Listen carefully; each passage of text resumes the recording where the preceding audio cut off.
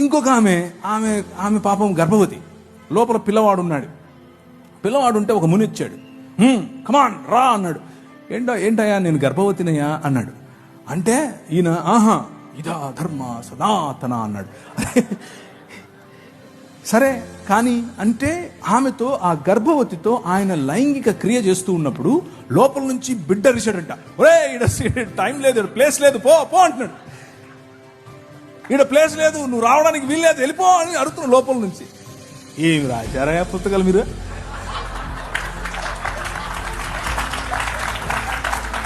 మీరు వచ్చి బైబిల్ని అడుగుతారా? ఏమన్నా ఉందా ఇది?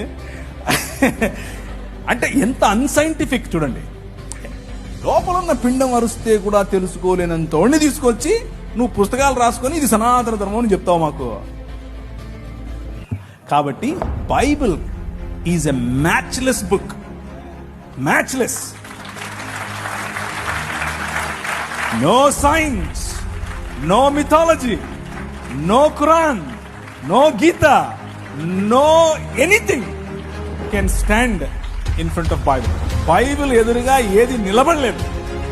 అంత గొప్పది బైబిల్. అది కేవలం ఊరికి స్టేట్మెంట్ కోసం చెప్తున్నాను అనుకోవద్దు. 24 ఏళ్ళు చదివిన తర్వాత చెప్తున్నాను. 24 ఏళ్ళ నా కఠోర పరిశ్రమలో నాకు తేలింది, దాన్ని కొట్టేది రాలేదు, ఇక రాదు. అది బైబిల్.